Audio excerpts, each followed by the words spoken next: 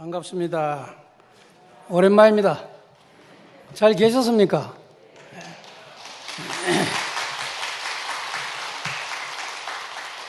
오랜만에 와보니까 교회도 리모델링을 아주 아름답게 잘했네요. 너무너무 예쁘게 잘 꾸며놨네요. 아름다운 교회에 이제 아름다운 성도 여러분들이 아름답게 섬기셔서 교회가 가득 차기를 주의 이름으로 축원합니다. 세월이 참 빠른 것 같아요. 옛사람의 말에 세월은 유수와 같다. 또 세월은 배틀의 북보다 더 빠르게 지나간다. 이런 말들 하잖아요. 제가 우리 세안교회에 부임하고 사역하며 지나간 세월이 26년. 벌써 은퇴한 지도 3년이 지나가고 있습니다.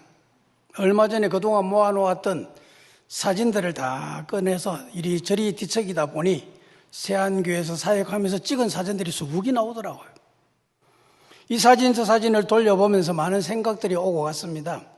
그 중에는 벌써 천국에 간 사람들도 꽤 많더라고요.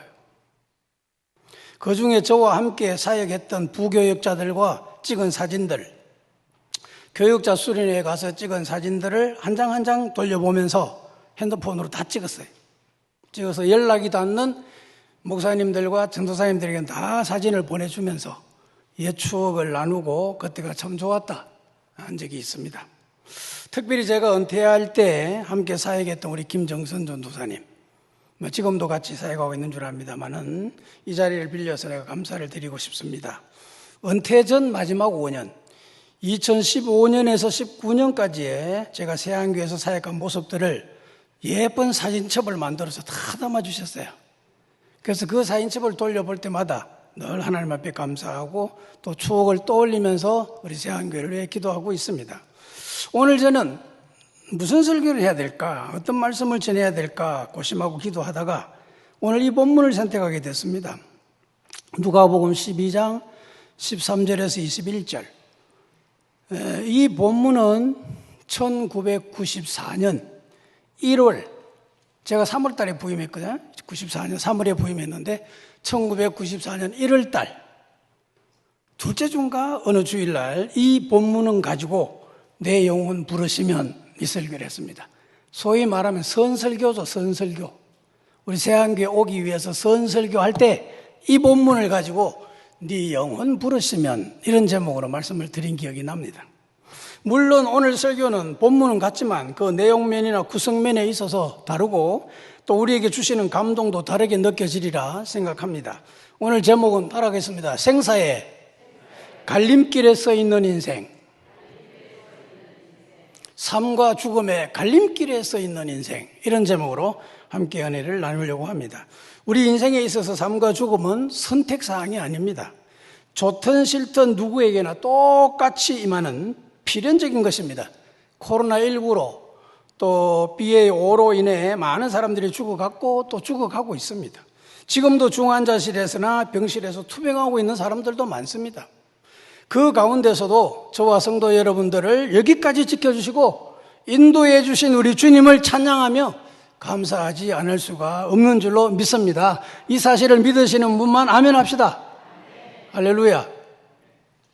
그러면 이 시간에는 우리 인생의 가장 근본적인 문제라고 할 수 있는 삶과 죽음의 문제에 대해서 생각을 해보면서 우리 인생의 옷깃을 새롭게 여며보는 시간이 되시기를 바랍니다.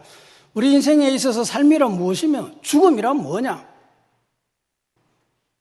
삶과 죽음의 문제는 그렇게 단순한 문제가 아닙니다. 한마디로 삶은 이것이고 죽음은 이것이다 정의하기가 쉽지 않습니다. 이런 맹구의 얘기를 들어보셨나요? 맹구가 생각을 했어요. 도대체 인생의 삶이 뭐고 아무리 생각해도 답이 안 나오는 거예요. 누구한테 물어도 답을 해주지를 않아요. 어느 날 먼 기차 여행에 올랐습니다. 기차를 타고 한참 가는데 자기 옆으로 어떤 사람이 지나가면서 삶은 계란이 있습니다 이러는 거예요. 아, 삶은 계란이구나. 그래 깨달았대요. 삶은 계란이래요. 죽음은 뭐냐? 죽음도 여러 가지로 설명할 수 있겠죠. 한마디로 말하면 죽음은 장사 지내는 거 아닙니까? 장사입니다. 장사. 죽음은 뭐냐? 소멸이 아니고 옮겨가는 겁니다. 죽음은 막힌 문이 아니고 열린 문입니다. 누구에게는 다 열려 있습니다. 죽음은. 오늘 본문에서 우리는 부자인 한 농부의 삶을 생각해 보면서 삶과 죽음의 문제에 접근해 보려고 합니다.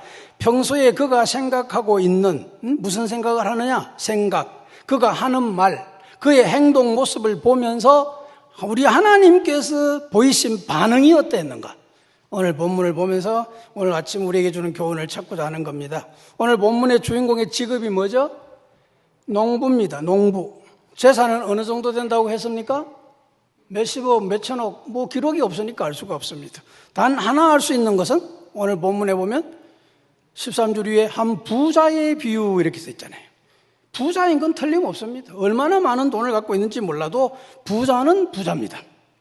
그러면 그의 삶의 가치관은 오늘 본문 속에서 찾을 수 있나요?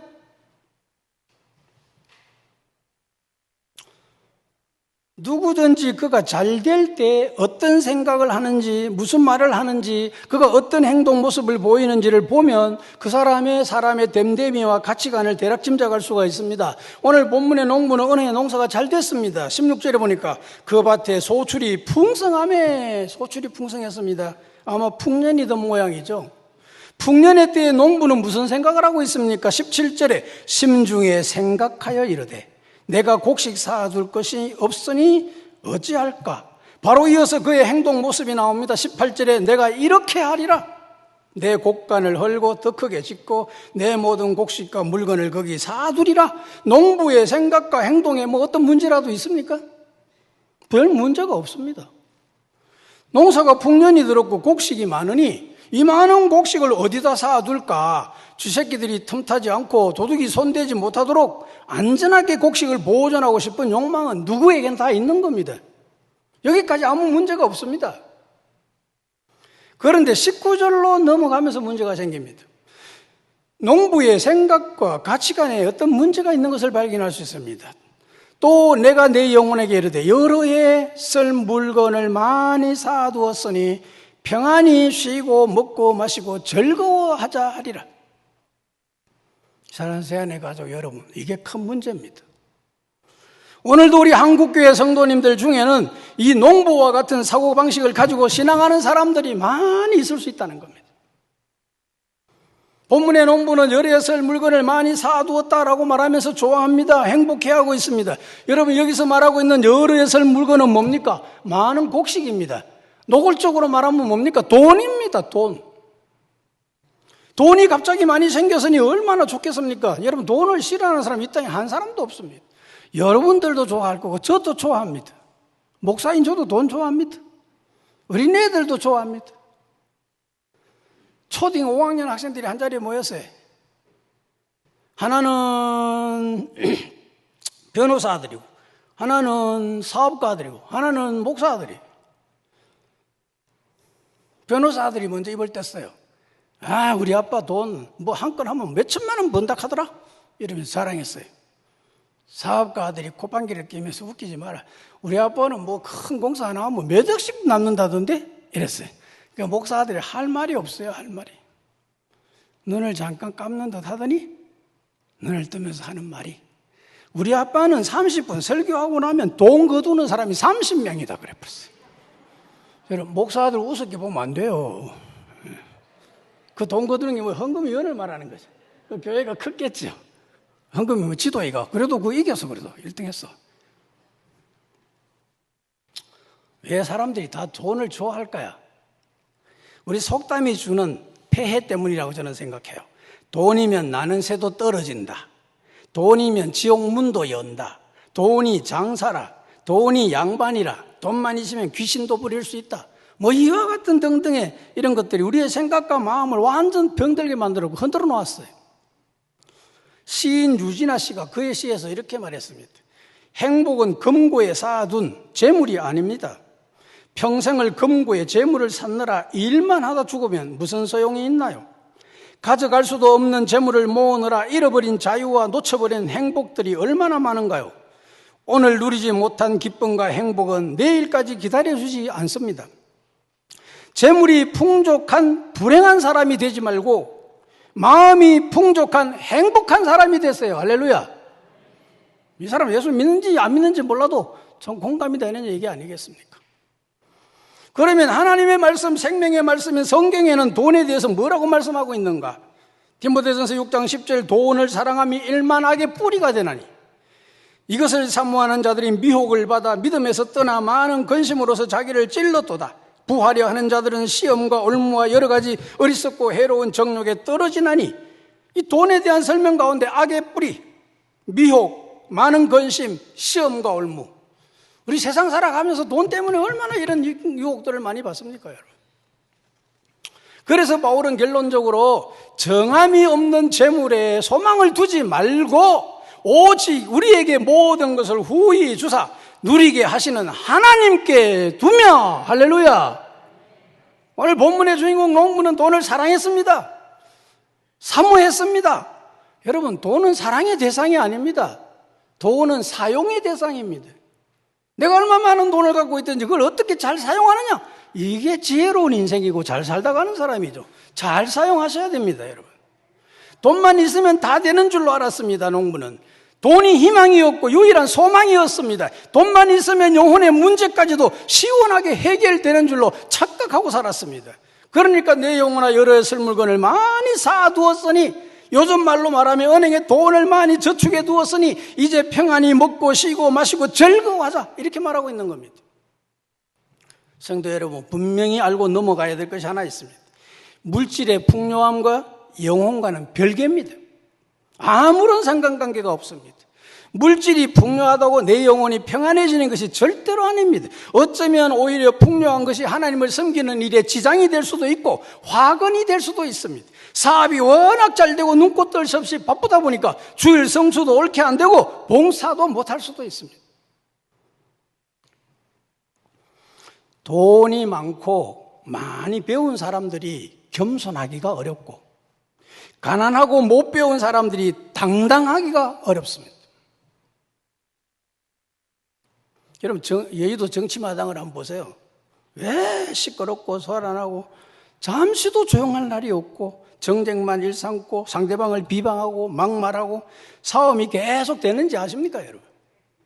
그곳에는 못 배우고 가난한 자들이 모인 것이 아닙니다. 많이 배우고 많이 가진 자들이 모여가지고 자기를 내세우고 자랑하고 자기 중심으로 사람을 모으려 하고 있기 때문에 그런 겁니다. 그런 곳에는 언제나 내로남불, 배은망덕이 떠나갈 수가 없습니다. 사랑하는 새하는 가족 여러분, 인간답게 살려면 겸손을 배워야 됩니다. 오늘 본문의 부자 농부에게서 우리는 겸손이라는 단어를 찾을 수가 없습니다. 겸손의 모습은 흉내조차도 엿볼 수가 없습니다. 오늘 짧은 본문 속에서 내가라는 단어가 6번 나옵니다. 6번. 잘되고 형통할 때 사람들이 조심해야 되는데, 본문의 농부는 농사가 잘 되니까 뭐라고 말합니까? 내가 계속 내가 6번이나 얘기하는 거예요. 내가 잘했다, 내가 열심히 살았다, 내가 지혜로웠다, 이런 얘기를 하고 있는 거예요. 이 농부에게는 이웃도 안 보이고 하나님도 안 보이는 겁니다. 오직 보이는 건 내가 나만 보이는 겁니다. 나만 보이는 겁니다. 여러분, 농사라고 하는 일은 자기 혼자서 하는 일이 아니지 않습니까? 농사가 잘 되면, 이 농사가 잘 되려고 하면 농사에 4가지 조건이 있습니다. 첫 번째는 땅이 좋아야 됩니다. 땅이 좋아야 됩니다. 두 번째는 종자, 씨앗이 좋아야 됩니다. 세 번째는 농부가 열심히 땀 흘리면서 수고하고 노력해야 됩니다. 그 다음 4번째는 적당한 물과 바람과 햇빛이 있어야 됩니다. 1번, 2번, 3번 땅이 좋아야 되고 좋은 종자를 심어야 되고 농부가 열심히 해야 되는, 그거는 농부가 다 할 수 있습니다. 3가지 다. 그러나 마지막 4번은 농부가 절대로 할 수 있는 일이 아닙니다. 농부가 노력해서 되는 일이 아닙니다. 적당한 물과 바람과 햇볕은 농부가 할 수 있는 일이 아닙니다. 여러분, 별이 없으면 별 볼 일 없다고 그러잖아요. 달이 없으면요, 날이 샌 거죠. 빛이 없으면요, 못 말리는 거죠.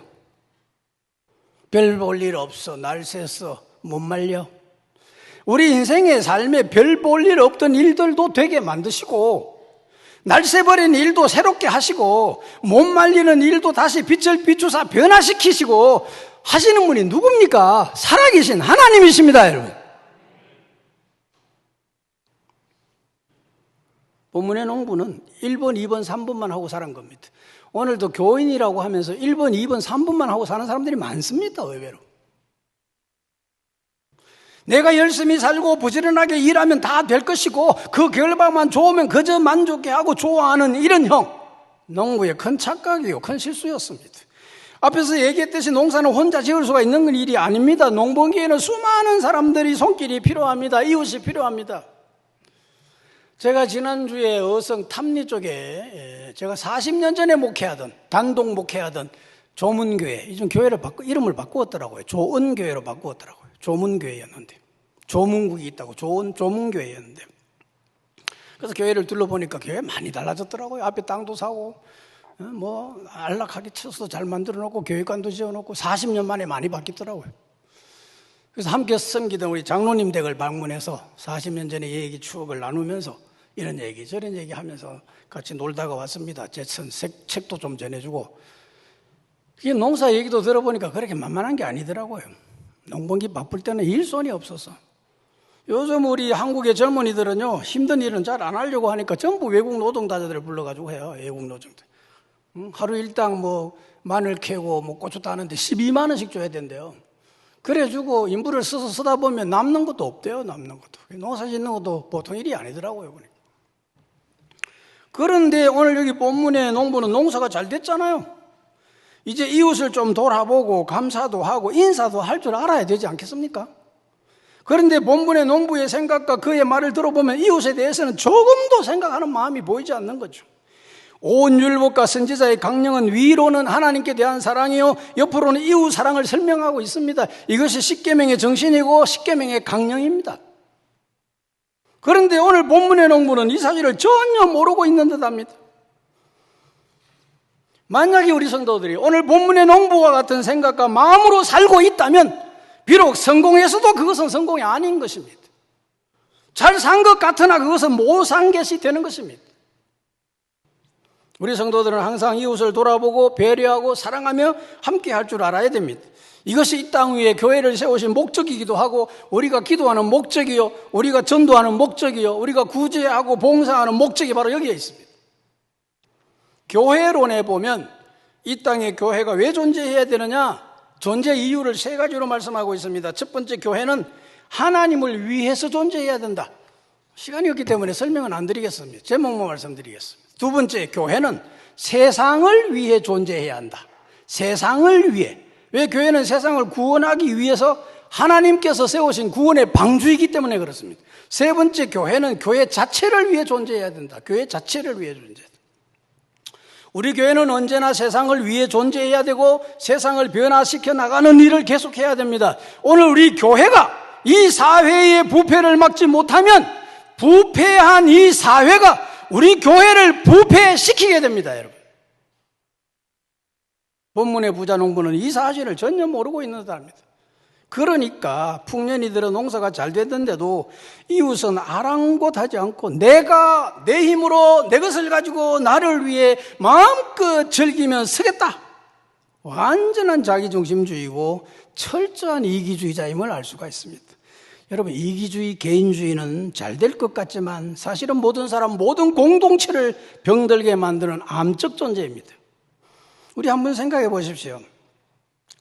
여러분, 내 자식만 잘 옹기종기 잘 키워놓으면 병들고 타락하고 뒤틀린 이 사회 속에 내 자식을 던져놓으면 거기 뒤섞여 살아가는 내 자식이 전혀 물들지 않고 깨끗하게 잘 자랄 줄로 생각하십니까, 여러분? 병들고 타락한 사회 분위기는 잘 키워놓은 내 자식도 얼마든지 쉽게 물들일 수 있다는 사실을 우리는 잊으면 안 됩니다. 내 교회만 잘 성장하면 우리 사회가 밝아올 것 같습니까? 아닙니다. 절대로 아닙니다. 한국 교회가 다 새로워져야 됩니다. 세계 교회가 다 새로워져야 됩니다. 그러므로 우리 성도들은 내 자식을 위해서만 기도하지 말고 남의 자식을 위해서도 중보기도 할 수 있어야 됩니다. 내 자식도 잘 돼야 되지만 남의 자식도 함께 잘 돼야 되기 때문에 그렇습니다. 내 교회도 성장해야 되지만 이웃에 있는 교회들도 다 잘 되고 성장하도록 우리 도와주어야 됩니다. 농부는 이 사실을 외면하고 있습니다. 이웃 사랑을 실천한 얘기는 많이 있습니다. 그러나 참된 이웃 사랑의 실천자 한 사람을 저는 이 사람을 소개하고 싶습니다. 이름은 미우라 아야코라고 하는 일본 여인입니다. 삼포준자라고도 하죠. 이 미우라 아야코는 어느 날 가만히 생각하니까 남편이 회사에서 벌어온 돈 가지고는 생활이 안 됩니다. 그래서 하나님 앞에 기도를 했습니다. 하나님 아버지, 제가 주님을 중심한 생활을 하면서 어떻게 이웃을 섬겨야 되고 무엇을 해야 하나님께 영광을 돌릴 수 있겠습니까? 남편이 벌어주는 조그마한 그 생활비로는 뭐 생활만 되지 뭐 남을 돕고 할 일이 없으니까 기도했는데 하나님께서 지혜를 줬습니다. 조그마한 슈퍼마켓, 구멍가게를 열었습니다. 동네에다가. 그리고 열심히 성실하게 친절성 있게 사람들을 부침성 가지고 잘 장사를 했습니다. 시간이 흘러갈수록 장사는 너무너무 잘 됩니다. 자기 슈퍼마켓에서만 손님이 버글버글했습니다. 그런데 옆에는 손님이 없습니다. 장사는 날로 번창해서 눈코 뜰 새 없이 바빠지게 됐습니다. 그런데 어느 날 회사에서 돌아온 남편이 여보 얘기 좀 합시다. 그러면서 아내를 불렀습니다. 방으로 부르더니 여보, 참 우리 가게가 이렇게 잘 되고 자네 너무너무 감사하고 얼마나 좋습니까? 그런데 이러다간 주변에 가게들이 다 문을 닫을 것 같아요. 이것은 하나님의 뜻이 아닐 것 같은데 나만 잘 되고 이웃들은 다 죽어버리면 이웃을 우리가 섬겨야 되는데 이거는 그리스도인으로서 바람직하지 않은 거 아니에요. 그래서 그 아내는 남편의 말을 받아들이면서 우리 그렇게 합시다. 그래서 그동안 팔던 가게를 반으로 줄입니다. 1분만 갖다 놓고 반만 줄였으니까 이제 손님들이 들어오면 없는 물건이 많잖아요. 없는 데는 전부 옆으로 다 보내 저쪽 가게로 가라고 다 보냈대요. 그러다 보니 아야코 여사에게는 여유가 많이 생겨나게 됩니다. 그렇게 바빴던데 시간이 많이 생겨났습니다. 그때부터 아야코 여사는 틈틈이 시간을 내서 소설을 쓰기 시작합니다. 그 첫 번째 소설이 여러분 빙점이라는 소설입니다. 빙점. 인간의 원죄론을 다루는 기독 소설입니다. 빙점. 1964년 7월 10일 빙점을 발표했을 때 일본에서 대센세이션이 일어났다고 합니다. 아사히 신문에서 자파점의 주부, 깊은 밤 계속 글쓰기 일려 이래가지고 센세이션이 일어났대요. 그 외에도요 한평생 살면서 233건의 작품을 남겼대요. 소설을. 그 후 아야코 여사는 이런 고백을 합니다. 이렇게 이웃을 생각하고 장사를 했더니 이웃도 얻게 되었고 시간도 벌고 해서 틈틈이 글을 쓰게 되었고 나중에는 작가의 길로 들어서게 되었다. 하나님이 이렇게 큰 복을 주셨다. 이렇게 고백을 했대요. 물건이든 마음이든 남에게 주어서 나를 비우니 그 비운 만큼 그 이상으로 하나님께서 채워주시더라는 거예요. 우리의 마음은 샘물과 같아서 퍼내면 퍼낼수록 자꾸 솟아난다는 거예요. 할렐루야. 아야코 여사의 얘기를 들으면서 여러분들은 지금 무슨 생각을 하고 계십니까? 주는 자에게 복이 있다고 말씀하신 하나님의 말씀을 다시 한번 음미해 볼 필요가 있습니다. 행복은 함께 더불어 살아가면서 남을 행복하게 해주는 데서부터 시작이 되는 겁니다.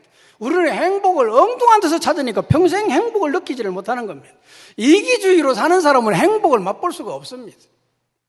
행복이라고 하는 것은 자기 몸에 뿌려서 남에게 향기를 선사하는 향수와도 같은 것입니다. 참으로 행복한 삶의 비결은 내가 좋아하는 일을 하는 것이 아니라 자신이 하는 일, 지금 하고 있는 일을 좋아하는 데 있다라고 말했습니다. 여러분, 농사의 네 번째 성공 조건이 뭐라고 했습니까? 농사의 네 번째 성공 조건, 적당한 물과 바람과 햇빛이라고 했습니다. 여기서 농부의 실수가 나옵니다. 이 실수는 오늘 우리 성도들도 쉽게 범할 수 있는 실수일 수도 있습니다. 적당한 물과 바람과 햇볕, 우리 인간이 할 수 있는 일입니까? 하늘에서 내려주어야 됩니다. 누가 하늘에서 내려줍니까? 누가 하늘에서 비를 내리게 할 수 있습니까? 누가 바람을 불어오게 할 수 있습니까? 누가 햇빛을 비춰줄 수 있습니까? 아무도 할 수가 없습니다. 아무리 지혜로운 영웅 호걸도, 돈 많은 부자도, 많이 배운 대학자도, 유명한 정치가도 이것은 손댈 수가 없는 것입니다. 여러분. 오직 만물을 창조하시고 만왕의 왕으로서 온 세계를 다스리시고 계시는 살아계신 하나님만이 유일하게 할 수 있는 일입니다. 할렐루야. 농사를 모르는 사람들은 논에 물이 가득 차 있으면 벼가 잘 자랄 줄 압니다. 하지만 논에 항상 물이 차 있으면 벼가 부실해져 가지고 작은 태풍에도 잘 넘어진다고 합니다. 그래서 가끔씩은 물을 빼고 논바닥을 말려주어야 벼가 튼튼하게 자란답니다. 그렇습니다. 우리 인생의 삶의 그릇에도 물을 채워야 될 때가 있고 물을 비워야 될 때가 있습니다. 우리 인생은 그저 흘러가는 것이 아니라 채우고 비우는 연속의 과정입니다. 채웠다가 비우고 채웠다가 비워야 되는 겁니다. 채울 때 잘 채울 줄 알고 비울 때 잘 비울 줄 아는 사람이 지혜로운 사람이고 잘 사는 사람이고 성공적인 인생을 마무리할 수 있는 분입니다. 그러면 오늘 우리는 무엇을 채우고 무엇을 비워야 될까요? 나를 자꾸 비워가야 됩니다. 여러분, 나를 자꾸 비워야 됩니다. 나이가 들수록 비워야 됩니다. 어떤 분은 거꾸로 가는 분이 있더라고요. 나이가 들수록 고집이 더 강해지고 또 자기 중심으로. 그거는 아주 잘못 사는 겁니다. 나이가 들수록 자꾸 비워내야 됩니다. 비워낸 자리에 뭘 채우냐? 오늘 우리 그리스도인은 하나님으로 채워야 됩니다. 본문의 부자 농부는 이 사실을 전혀 모르고 있습니다. 시편 기자는 오래전에 이 사실을 알고 이렇게 고백합니다. 땅을 돌보사 물을 대어 심히 윤택하게 하시며 하나님의 강에 물이 가득하게 하시고 이같이 땅을 예비하신 후에 그들에게 곡식을 주시나이다. 주께서 밭고랑에 물을 넉넉히 대사 그 이랑을 평평하게 하시며 또 단비로 부드럽게 하시고 그 사계에 복을 주시나이다. 요엘 선지자도 그가 너희를 위하여 비를 내리시되 이른 비와 늦은 비가 예전과 같을 것이라. 여기 이른 비는 팔레스타인에서 우기가 시작되는 10월과 11월경에 내리는 경작의 필수적인 비입니다. 경작의 필수적인 비. 또 늦은 비는 건기가 시작되는 3월과 4월경에 내리는 비로서 농작물의 결실의 중요한 비입니다. 땅에 물을 대고 물이 가득하게 하시고 물을 넉넉하게 하시는 분이 누구라고 했습니까? 경작의 필수적인 이른 비와 결실에 없으면 안 되는 늦은 비를 적당한 때에 적당하게 내려주시는 분이 누구라고 했습니까, 여러분? 하늘에 계신 우리 하나님 아버지입니다. 이것은 하나님의 풍성한 축복과 은혜를 상징하는 얘기입니다. 그런데 본문의 농부는 농사가 풍년이 들어 잘 됐는데도 하나님께 대한 감사 한마디 없고 은혜는 배은망덕한 말만 계속 늘어놓고 있습니다. 사랑하는 새하늘 가족 여러분, 우리 성도들에게 있어서 하나님의 은혜는 이 선택사항이 아닙니다. 필수사항입니다. 날마다 하나님의 은혜가 필요합니다. 언제나 필요합니다. 어디서나 필요합니다. 무엇을 하든지 필요합니다. 하나님의 은혜. 이 하나님의 은혜가 임해야 됩니다. 하나님의 은혜를 외면하고 살아남을 성도는 없습니다. 우리가 지금 살아가고 있는 이 순간도 하나님의 은혜가 보이지 않게 계속 작동하고 있습니다. 하나님의 은혜는 계속 작동하고 있습니다. 우리 성도들이 오해하고 착각하는 것이 하나 있습니다. 잘 되고 형통한 것만 하나님의 뜻이고 안 되고 막히고 꼬일 때는 하나님의 뜻이 아니라고 생각하는 사람들이 있습니다. 여러분, 잘 되고 형통해도 하나님의 뜻이 아닐 수도 있고 안 되고 막히고 꼬여도 하나님의 뜻일 수도 있다는 사실을 기억하시기 바랍니다. 여러분, 찬양사역자 송경민 목사 잘 아시죠? 아까 예배 전에 은혜 찬양을 불렀잖아요. 이 송경민 목사님이요, 평탄하게 사는 사람이 아닙니다. 이 사람이 아직도 젊은 사람인데요. 그 감사, 행복, 은혜, 충만 뭐 이런 가사들 작곡을 많이 했죠. 그가 작사한 가사들을 보면 참 은혜가 돼요. 젊은 사람이 지었는데도. 조금 전에 불렀잖아요. 내가 누려왔던 모든 것들이, 내가 지나왔던 모든 시간이, 내가 걸어왔던 모든 순간이 당연한 것 아니고 은혜다.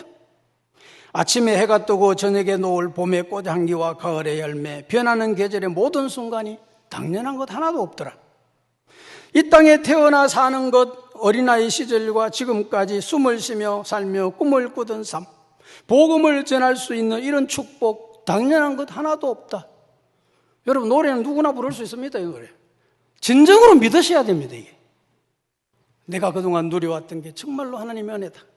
내가 지나왔던 모든 것, 앞으로 걸어가야 될 모든 것도 하나님의 은혜가 임해야 된다. 할렐루야.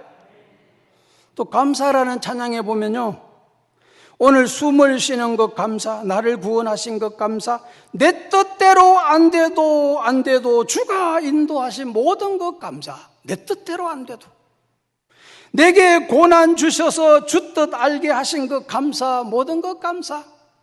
내 마음대로 안 되고 내 뜻대로 안 돼도 고난을 주셔서도 그 고난 속에서 주님의 뜻을 발견하게 된 것 너무너무 감사하다. 찬양들이 전부 이런 찬양들이에요. 송경민 목사 간증을 들어보면요, 참 어렵게 자랐어요. 안 한 게 없어요, 젊은 사람이. 어느 날 지인이, 평소에 알던 지인이 갑자기 연락도 없이 자기 사무실을 찾아왔더래요. 작사 작곡하는 사무실로. 그래서 웬일로 오셨냐고 하니까, 요즘 잘 지내나? 그러면서 여러 뭐 주고받고 옛날 얘기도 하다가 내가 이 작곡실에 좀 둘러봐도 되나 하더래요. 그래서 둘러보라고. 잘 아는 지인이니까 1층도 둘러보고 2층 옥탑도 있으니까 거기다 가보라. 이렇게 또 둘러보고 이렇게 내려오더니 가야 되겠다, 집에 가야 되겠다 하더래요. 그럼 별 할 말도 없었는데 안부 전하고 얼굴 본 것밖에 없는데 간다 하더래요. 그래서 잘 가라고 인사를 했대요. 그럼 자기는 의자에 앉아서 그 생각을 했대요. 이 사람이 왜 갑자기 왔지? 이 생각을 했대요. 그리고 하루가 지나고 아침에 자고 있는데 시간이 제법 됐는데 자꾸 자기 삐삐가 자꾸 울리더래요. 핸드폰 삐삐 울리더래요. 그래서 어머니가 옆에 있다가 얘야, 자고 있는 자기 보고 얘야, 뭐 자꾸 울린다, 이거 왜 자꾸 소리가 나나 하더래요. 그래서 일어나서 보니까 자기 통장에 있는 돈이 빠져나가는 소리더래. 자기 통장에 넣었던 돈이 쭉쭉쭉쭉쭉 빠져나가고 있더래요. 놀래가지고 은행에 전화를 했대. 그게 돈이 왜 빠져나가냐? CCTV를 좀 볼 수 있냐? 그러니까 은행에서 하는 말이 고소를 해야 볼 수 있대. CCTV는 아무나 보여주는 게 아니고 고소를 해야 경찰들이 와서 보여준대요.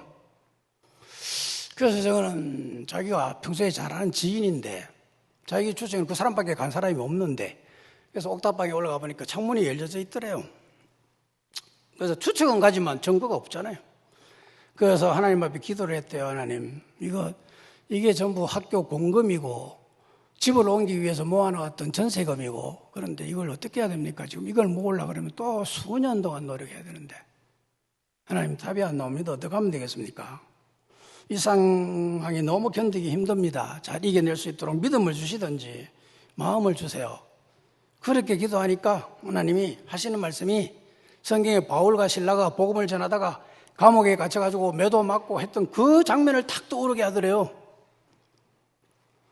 그래서 컴퓨터를 열고, 이제 컴퓨터 자기가 작곡하는 곡들이 여러 곡이 있으니까 컴퓨터를 딱 치는데 충만이라고 하는 게 나오대. 충만이라는 노래.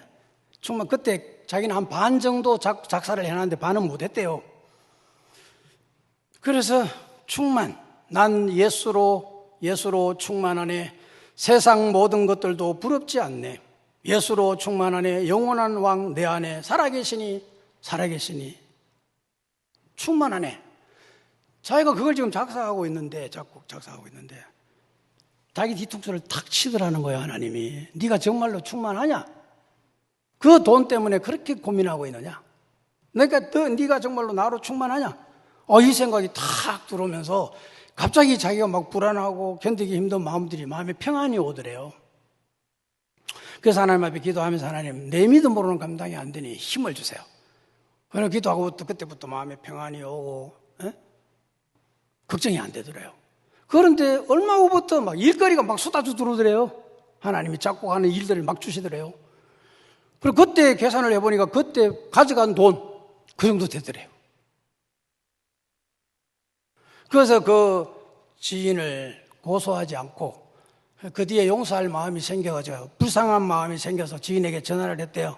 그러니까 전화는 벌써 연결도 안 되고 다 닫아버리고 통화가 이때까지 안 됐대요. 그 이야기를 하면서 하나님이 찬송가 가사 하나 작사하는 것도 그냥 내 마음대로 작사하는 게 아니라, 하나님께서 그 가사를 작사할 때도 반드시 검증의 과정을 테스트 하시더라. 검증의 과정. 네가 충만하네, 예수로 충만하네. 그럼 뭐 글로 쓰는 거야? 누가 못 쓰냐? 네가 정말로 충만하냐? 이렇게 물으시더라는 거예요. 그걸 다 통과하고 나니까 하나님이 그때부터 복을 주시더라는 거예요. 여러분, 송강님이 무슨 모르는 사람이 없잖아요. 요즘 많이 히트를 치고 있죠. 하나님의 은혜를 우리는 날마다 사모하고 그 가운데서 충만하면 살면 모든 것은 하나님 책임져 주시는 거예요. 우리의 삶도 중요하지만 죽음의 문제 또한 중요합니다. 우리 인간의 생명과 죽음을 조정하고 계시는 분이 하나님이심을 기억하고 살아야 됩니다. 본문의 농부처럼 내가 내 힘으로 열심히 살아 풍족하게 되었으니 이제 이웃도 하나님도 아랑곳 없이 내 영혼아 여러 셀 물건을 많이 쌓아두었으니 평안히 쉬고 먹고 즐기자. 이게 어리석은 삶이라는 거예요. 시작은 알고 마지막을 모르는 인생은 어리석은 인생입니다.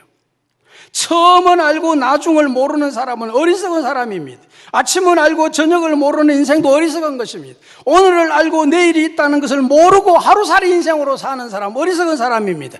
따뜻한 봄날만 있고 차가운 겨울이 있음을 모르는 사람 역시 어리석은 사람입니다. 오늘 본문의 농부는 이 사실을 전혀 모르고 살았습니다. 그러기에 그에 대한 하나님의 무서운 심판이 임하고 있습니다. 20절 말씀에 하나님은 이러시되 어리석은 자여 오늘 밤에 네 영혼을 도로 찾으리니 그러면 네 준비한 것이 누구 것이 되겠느냐? 네 영혼을 도로 찾으리니 영혼을 찾는다는 말이 뭡니까? 죽는다는 말 아닙니까? 신학적으로 죽음이라는 것은 육체와 영혼이 분리되는 상태거든요. 그러니까 영혼을 불러간다는 건 죽는다는 얘기입니다. 자기를 위하여 재물을 쌓아두고 하나님께 대하여 부여하지 못한 자가 이와 같으리라. 이런 농부와 같이 어리석은 삶을 살지 않으려면 열심히 사는 것도 중요하지만 나의 마지막은 언제쯤 될까? 어떻게 죽음을 맞이하게 될까? 여러분, 죽음을 준비하면서 살아야 됩니다. 우리 한국 사람들은 죽음을 부정하는 뿌리 깊은 문화가 있어요. 그래서 죽음에 대한 어떤 무관심, 부정, 혐오, 죽음이란 말 자체를 하기를 싫어해요. 죽는다는 걸 싫어해요. 죽음에 대해 이야기하려고 하지 않는 문화가 짙게 깔려 있어요. 그러나 분명히 말씀드리지만 미리 죽음을 준비하지 않으면 절대로 좋은 죽음을 맞이할 수 없습니다, 여러분. 호주에서 간호사로 8년 동안 호스피터 활동을 했던 브로니 웨어라고 하는 사람이 있습니다. 그는 간호사로 일하면서 죽음을 눈앞에 둔 수많은 노인들을 대했습니다. 노인들을 간호할 때마다 노인들은 묻지도 않았는데 자기 인생을 돌아보면서 내가 이게 참 후회스럽다 이런 말을 한대요. 이게 너무 후회스럽다. 그래서 이 간호사가 그걸 다 노트를 받아 적은 거예요. 후회스럽다는 걸 다 받아 적은 거예요. 그래서 그 책을 엮었어요. 책으로 엮었어요. 책 제목이 내가 원하는 삶을 살았더라면. 이 책이 32개 언어로 번역되어서 전 세계에 100만 부 이상 팔려 나갔다고 해요. 그 책 속에 사람이 죽기 전에 가장 많이 후회하는 것 5가지를 거기 적어놨어요. 사람이 죽기 전에 후회하는 5가지. 가장 많이 후회하는 첫째, 자신이 원하는 삶을 살지 못한 것에 대한 후회. 다시 말하면 내가 원하는 삶을 살 걸. 수많은 사람들이 남에게 잘 보이기 위해서 남의 어떤 칭찬이나 평을 듣기 위해서 쇼를 하며 산다는 거예요. 내가 원하는 삶을 내가 살았어야 되는데. 두 번째, 너무 열심히 일만 한 것을 후회합니다. 일만 하지 말걸. 아내와 자녀들 그리고 사랑하는 사람들과 더 많은 시간을 좀 보내면 좋았을걸. 삶의 끝에서 떠오르는 것은 성공이 아니고 가족이라는 겁니다. 가족이라는 것입니다, 여러분. 세 번째, 자신의 감정에 솔직하지 못한 것을 후회했습니다. 감정에 좀 솔직할 걸. 다른 사람의 눈치나 평판 때문에 인정받으려고 노력하다가 자신의 감정에 충실하지 못한 것에 대해서 후회를 많이 하더래요. 네 번째, 옛 친구들과 관계를 좀 더 잘할 걸. 연락을 좀 잘할 걸. 나이가 들어가면 갈수록 주변의 친구는 하나 둘 자꾸 사라집니다. 마음 맞는 친구들과 갈수록 더 많은 시간을 보내고 그렇게 하지 못한 것이 후회스럽다. 다섯 번째, 좀 더 행복하게 살지 못한 것에 대한 후회. 좀 더 행복하게 살 걸. 인생은 행복은 운명이 아니고 선택사항입니다. 그런데 많은 사람들이 행복은 운명인 줄 알아요. 여러분, 운명이 아니고 선택사항이에요. 많은 사람들이 행복을 적극적으로 선택하지 않는다는 겁니다. 겁이 나서 변화를 시도하지 못하고 튀면 안 된다는 생각으로 남들과 별로 다를 바 없는 평범한 일상을 살다가 후회한다는 거예요, 뒤돌아보면서. 그런데 그 많은 후회들 중에 돈을 좀 더 많이 벌었으면, 좀 더 멋진 집에 살았더라면, 좀 더 좋은 차를 탔더라면, 아이를 좀 더 엄하게 키웠더라면, 이런 응답은 하나도 없대요.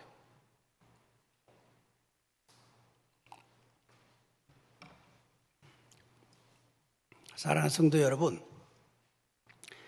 지금의 나는 어떻습니까? 오늘 밤 네 영혼을 부르시면이라고 말하시는 하나님 앞에서 우리는 뭐라고 대답할 수 있을 것 같습니까? 지금이라도 할 말을 준비하며 후회스럽지 않고 어리석지 않는 인생을 우리가 살아가야 되지 않겠습니까? 라틴어에 보면요, 메멘토 모리라고 하는 라틴어가 있습니다. 메멘토 모리. 이 말의 뜻은 죽는다는 것을 기억하라. 죽음을 잊지 말라, 이런 뜻입니다. 고대 로마 공화정 때 개선 장군이 4마리의 100마를 이끄는 전차를 타고 시내를 가로지르는 카프레이드를 행할 때 개선 장군은 신으로 숭배받는 듯한 아주 벅한 이 벅찬 감동에 젖어든다고 합니다. 그때 마차에 가장 비천한 신분인 노예 한 명을 태운답니다. 그래서 노예가 계속해서 메멘토 모리를 계속 외친답니다. 왜 그렇게 하냐? 전쟁에서 승리했다고 해서 너무 우쭐대지 말아라. 오늘은 개선 장군이지만 너도 언젠가는 죽는다. 그러니 겸손하게 행동하라는 의미의 경고장치라는 거예요. 경고장치. 우리 옛날 사람들은 보면 참 지혜로웠어요. 개선 장군에게 수여되는 관에도 그대는 죽어야 한다는 사실을 명심해라. 그대는 인간이라는 사실을 명심해라. 새겨서 관을 준대요. 사랑하는 새아내 가족 여러분, 우리 인생은 시작도 중요하지만 마무리를 잘 할 줄 알아야 합니다. 아름다운 마무리를 잘 할 수 있어야 지혜로운 사람이라고 할 수 있습니다. 아름다운 마무리를 잘 하려고 하면 우리 인생의 근원적인 물음에서부터 시작해야 됩니다. 나는 누군가? 삶의 순간순간부터 나는 지금 어디로 가고 있는가? 나는 지금 무엇을 하고 있는가? 생각할 때 마무리를 잘 할 수 있게 된다는 거죠. 독일의 정신분석학자, 사회심리학자였던 에리 프롬은 그의 책에서 소유냐 존재냐, to have or to be, 소유냐 존재냐. 소유는 자꾸 돈만 모은다는 겁니다. 한평생 막 새가 빠지게 아들 말로 이래가 돈만 모은다는 겁니다. 소유 개념에 사는 사람. 두 번째는 존재 개념. 내가 왜 존재하냐? 내가 왜 이 땅에 왔냐? 내가 무엇을 위해 사느냐? 항상 거기에 물음을 갖고 그걸 충족시켜 나가기 위해 살아간다는 거죠. 사람이 죽는다는 이 엄연한 사실 앞에 서게 되면요, 우리 인생 그 누구도 아무것도 아닌 것을 알게 됩니다. 많이 가진 자나 덜 가진 자나 많이 배운 자나 못 배운 자나 명예 있거나 없거나 권세 있거나 없거나 한때 큰 성공을 했거나 실패했거나 그거 아무것도 아닙니다. 저도 은퇴하고 이제 살아가 보니까 옛날에 왜 그랬을까? 이런 생각이 들거든요. 아무것도 아닌데 그거 아무것도 아닌데. 본문의 농구처럼 한 해 농사가 잘 되어 모든 것이 풍성해졌다고 해서 교만하고 건방 떨지 말라는 겁니다. 우리는 매일 매 순간 하나님 베푸신 은혜를 사모하며 살아야 됩니다. 주님 오늘 하루도 은혜 주시지 않으면 살아갈 수가 없습니다. 주님 은혜 베풀어 주시지 않으면 잘 될 수가 없습니다. 주님 은혜 베풀어 주시지 않으면 승리할 수가 없습니다. 주님 은혜 베풀어 주시지 않으면 내 자녀라도 잘 키울 수가 없습니다. 주님 은혜 베풀어 주시지 않으면 내게 주신 사명 잘 감당할 수 없습니다. 주님 은혜 베풀어 주시지 않는다면 내 인생의 마지막도 보장할 수가 없습니다. 주님 은혜 베풀어 주시지 않는다면 우리 가정도 직장도 사업도 교회도 우리나라도 결코 평안할 수가 없습니다. 이것이 우리의 진실한 고백이 되어야 됩니다. 중국의 어떤 신학자가 꿈속에서 양자가 항해를 하는데 신나게 노래를 부르며 가고 있는데 저 멀리 암초가 크게 하나 나타났습니다. 가다가 배가 암초를 부딪히면 완전 전복이 될 거고 자기는 그 바닷가에 바닷속에 묻히고 말 거 아닙니까? 너무 급해서 하나님 앞에 바로 기도했대요. 하나님 지금 신나게 여행하고 있는데 앞에 암초가 있습니다. 어떻게 하면 될까요? 급하게 기도하니까 하나님도 급하게 응답을 주셨어요. 그 암초를 내가 치워줄까? 아니면 바닷물이 쭉쭉쭉 불어나서 암초 위로 지나가게 해줄까? 그래서 이 사람도 급해가지고 하나님 물이 쭉쭉쭉쭉 불어나가지고 암초 위로 배가 지나가게 하옵소서. 말이 떨어지자마자 바닷물이 쭉쭉쭉 올라오더니 암초 위로 배가 싹 지나간 거예요. 할렐루야. 이게 은혜인 거예요, 여러분. 우리는 암초만 보고 내 앞에 암초 있다고 불평하고 원망하고 남을 비판하고 그렇게 하잖아요. 그 자세가 잘못된 거란 말이에요. 그 암초가 있더라도 하나님의 은혜가 더 풍성히 물이 임하면 그냥 지나가는데 뭐 암초가 아무 관계가 없는 거예요.